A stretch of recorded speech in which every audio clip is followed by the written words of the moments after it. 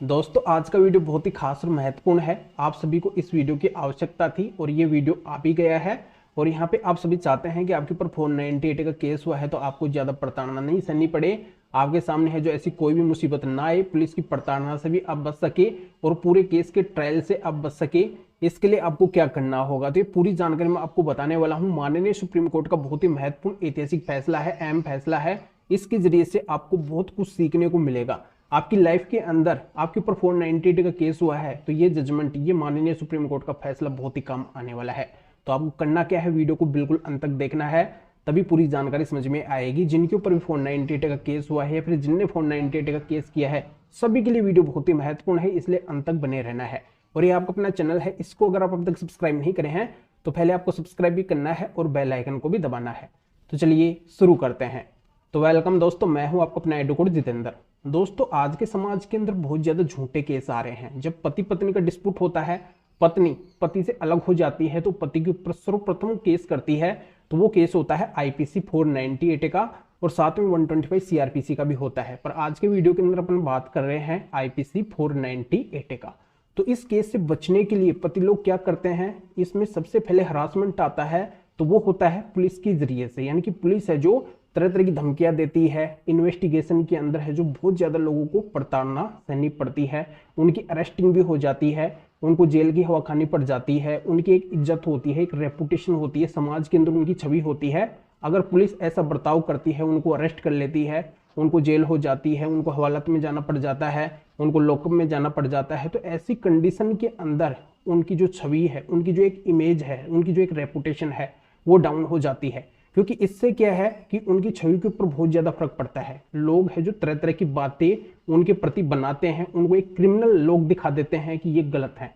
जब ऐसा केस हो जाता है, ऐसा हादसा हो जाता है, पुलिस आ जाती है, पुलिस अरेस्ट कर लेती है, जेल हो जाती है, तो लोगों के सामने छवि तो खराब होती है, पर वो लोग भी है जो आगे समाज के अंदर उनको हिस्सा नहीं बनाते हैं, उनके साथ में बैठना भी पसंद नहीं करते हैं, उनसे बातें करना भी पसंद नहीं करते हैं।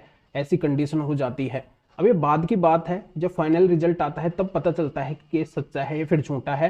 स्टार्टिंग के अंदर ही अगर ऐसी प्रताड़ना झेलनी पड़ रही है, ऐसी प्रताड़ना का अगर सामना करना पड़ रहा है, बिना वजह अगर अरेस्टिंग हो रही है, जेल हो रही है, तो यहाँ पे बहुत ज्यादा गलत हो रहा है, ऐसा नहीं होना चाहिए। तो यहाँ पे ऐसा ही हो रहा था, पास्ट के अंदर हो रहा था और आज भी बहुत ज्यादा मामलों के अंदर ऐसा हो रहा है।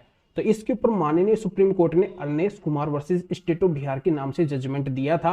इसके जरिए से माननीय सुप्रीम कोर्ट ने साफ क्लियर किया था, पुलिस को डायरेक्शन दिया था कि जिन मामलों के अंदर 7 साल से कम सजा का प्रावधान है तो उन मामलों के अंदर आपको गिरफ्तार नहीं करना है। पहले 41 सीआरपीसी का नोटिस भेजना है, इन्वेस्टिगेशन करना है। अगर कोई सीरियस लेवल का मामला है उसकी बात अलग है, अन्यथा आपको 7 साल तक की सजा के जितने भी मामले हैं उनके अंदर गिरफ्तार नहीं करना है।